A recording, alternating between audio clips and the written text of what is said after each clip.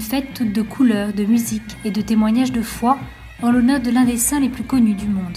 Chaque année, le 13 juin, la custodie de Terre Sainte célèbre la fête de saint Antoine de Padoue, son saint patron et protecteur, de manière particulièrement solennelle. Les chroniques de la custodie évoquent une dévotion ininterrompue au saint d'origine portugaise. En 1920, Antoine a été choisi comme saint patron spécial et protecteur de la custodie. À Jérusalem, la messe solennelle a été présidée par le custode de Terre Sainte, le père Pierre Battista Pizzaballa, avec la participation de fidèles locaux et de dizaines de prêtres.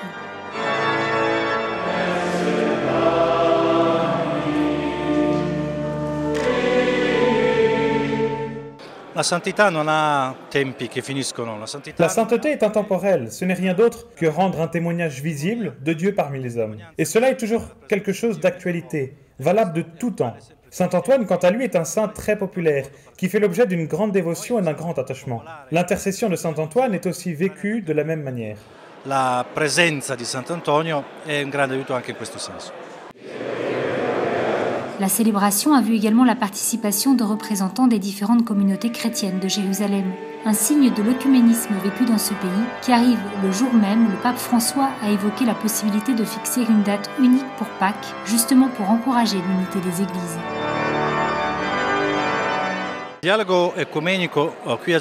dialogue œcuménique ici à Jérusalem est une réalité ancienne, parce que nous avons toujours vécu ensemble. Le dialogue œcuménique n'est pas un dialogue théologique, mais touche la vie ordinaire avec des problèmes plus de pastoral que de théologie. Et le problème de la date de Pâques est un problème réel que les communautés ont à cœur depuis longtemps.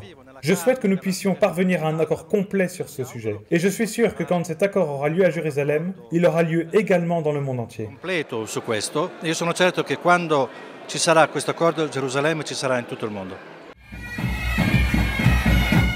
Dans l'après-midi du même jour, une deuxième manifestation de dévotion populaire à Saint-Antoine a eu lieu dans le vieux Jaffa, près de Tel Aviv. La procession qui a sillonné les rues de la ville a vu la présence des diverses communautés d'immigrés vivant en Terre Sainte.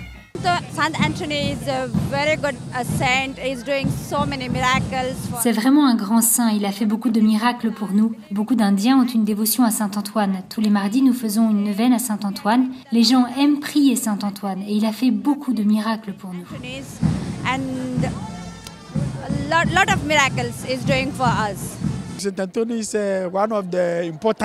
Antoine est l'un des saints les plus importants de l'église locale. Nous le connaissons bien et nous avons lu beaucoup de choses sur lui. Et lorsque nous sommes arrivés ici, nous étions très heureux de voir que la paroisse portait son nom. Voilà pourquoi aujourd'hui, nous sommes très heureux de cette célébration.